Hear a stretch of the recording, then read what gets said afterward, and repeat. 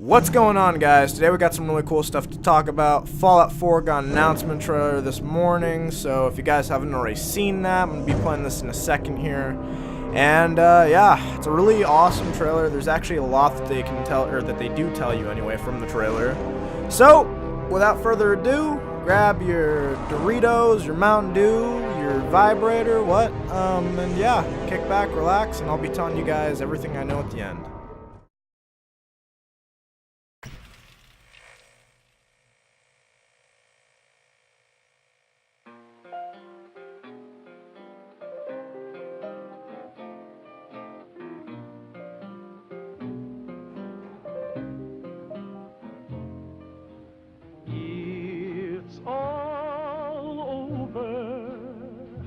But the cry,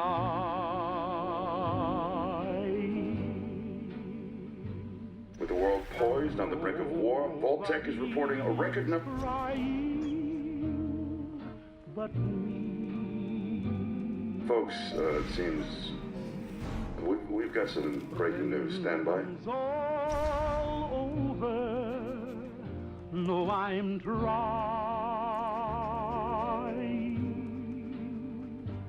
to forget about how much I care for you. We seem to have lost contact with our affiliate stations. Stand by. We do have coming in confirmed reports of nuclear detonation. My God. Our soldiers were right. War never changes.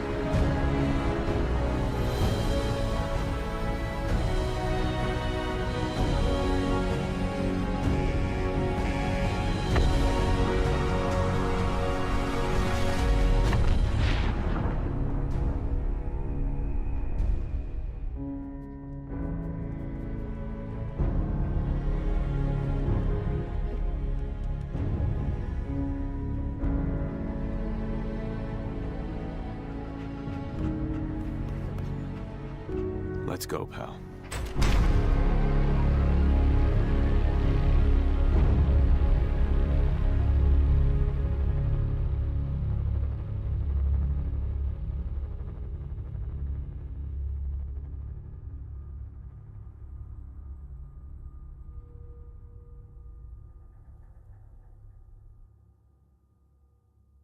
Wow, guys, just wow. Overall, really solid trailer. I think that it's a bit more colorful than I would have liked for a Fallout game, but I think that'll also be really cool when the sun's out.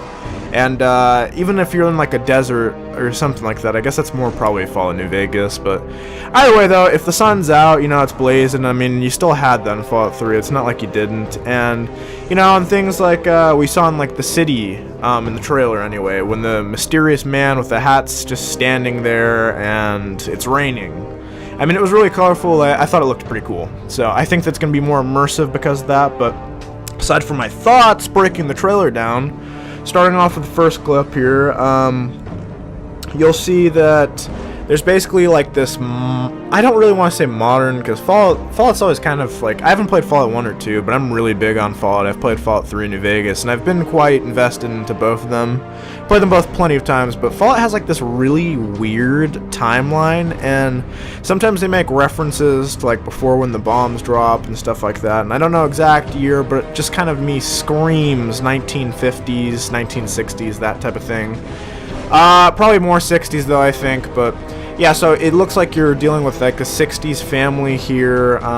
You can't tell really the best in this photo, but I mean, you can kind of tell by the way that the girl is dressed. I mean, people don't really wear like that type of clothing anymore. With that being said, though, this picture does hint that there might be some past references, some past elements that maybe you get to even play as your Fallout 4 character in that time period, so before the bombs dropped, which is really cool because you're always playing in the time period of the nuclear fallout. You're always playing with the after effect, but you never ever get to really experience beforehand, and you always get to hear the people that have survived, their stories and things like that. But seeing is very different than, you know, being. Like, it's very different than being there. So yeah, that's just really all I was able to get from that screenshot. And moving on to this next one. As you guys can obviously tell, we have Riley here from Call of Duty Ghost, and this could mean a few things. It could confirm quickscoping in the game. Okay, guys, maybe not, but I am going to say this, though. If you look at this clip, it looks exactly like the same wreckage buildings that you're used to seeing in Fallout 3, which leads me to believing that this may not even be a clip actually from Fallout 4. It may just be an area from Fallout 3, because it really does look familiar.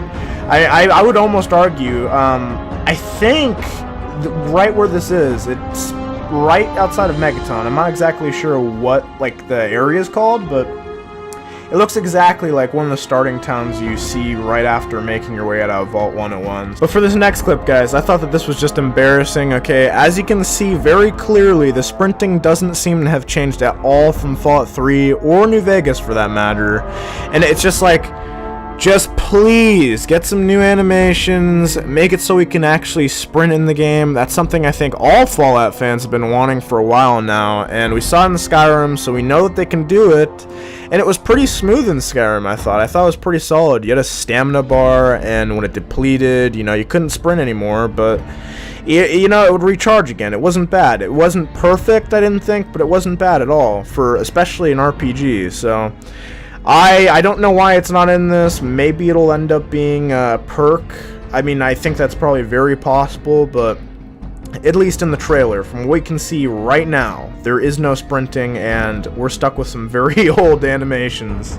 So for these next two clips, there's not really a whole lot going on for them other than my speculation, but from what I could tell, the first clip showing you walking outside of what we saw was Vault 111 in Fallout 4, and your guy's just basically blocking out the sunlight from his eyes, and he's walking outside the vault for the first time. We already saw this in Fallout 3. It's not really that huge of a deal, but that's what I think that is. And then for the second one, I think that could be your guy using magic, and while that is a bit far-fetched, here's why. If you look at Skyrim, they took a lot of stuff from Fallout, and I think Fallout's just doing the same. In Skyrim, what they did take, for example, is they took the lockpicking. A lot of people are really fond of the lockpicking in Fallout, and they ditched kind of like the old system, and then they said, okay, hey, we're going to use this instead. I don't see why they couldn't do the same here, since a lot of people liked playing as a mage in Skyrim, and it could be to try and introduce new players who don't necessarily like Fallout but do enjoy Skyrim. So I don't know. Again, I think that it is kind of strange for a Fallout setting, and it doesn't really make a whole lot of sense why that would be there, but you never know. It could also be maybe a gadget on your wrist that allows you to have certain powers, or some kind of a laser thing, or something to attack people with. It just struck me when I was watching, or when I saw that screenshot, as this is something that I'm casting, and it reminded me of magic, especially with what's around your guy's arm. Who knows? It could really just be your power armor or something like that, but that's what I got from that. Guys, the video is almost over, and we only have 3 screenshots left. In this clip, you see a Deathclaw and a sandstorm behind it, which brings me on to my next point. I think that there's going to be weather in Fallout 4. And yeah, you see it throughout the trailer with the man in the city, and then there's rain behind him. I'm pretty sure there's probably like one other clip of, I think, a thunderstorm or something. But yeah, that's just kind of a small little, I don't really want to say confirmation, but it hints toward, you know, some weather types, which is really cool, I think, because I always thought it was kind of boring having the same exact conditions in Fallout, like, over and over. It was always night or sunny.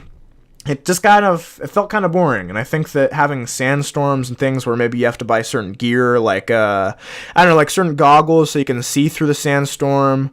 I think that there's so many things that they could do with this. Add night vision goggles, too. So many cool ideas could come out of just this one simple thing, adding weather. So I think that they'd be fools not to add it in there.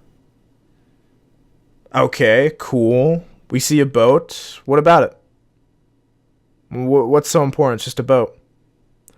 Well, I'll tell you. I think that this is some historical landmark or something, some boat that holds some historical relevance in Boston. I've never personally been to Boston, so I wouldn't know. But it could be a boat from the 1700s. That's just what I think it is. And yeah, it just kind of hints toward a Boston setting, and you can even tell by how shitty the streets are, too. Yeah, if you've ever been to, Europe, obviously, but if you've ever been to, like, England, they have some really shitty roads. I'm sorry, I'm just going to throw that out there. You guys really do. They're very simple roads, too. They're not very long. There's, like, a lot of turns to them, that type of thing. So, yeah, I just think that hints toward a Boston setting, because, as we know, if you've passed, like, a basic 8th grade history class, when we came to America, we came in on the East Coast, and Boston's one of the earliest, or oldest, I should say, towns in America, so that just makes sense to me. Finally, we're at the last shot here, and as you can see in the background, I've highlighted the Fallout Boy. This was a collectible in Fallout 3, so it just shows that it could be returning, and you can also pick out some other things in this image. Also, you can see the weapons rack in the background, the little arsenal, whatever you want to call that. And there's some returning guns. I'm not going to cover those all up, but they should be familiar if you've played Fallout before. And there may be a few new, a few new grenades there. I think that's, like, you don't really see grenades, so that's pretty hard to tell, but yeah, so the collectible will most likely be returning, and you can see, you know, obviously Nuka-Cola and comic books and other things that you're used to seeing in Fallout.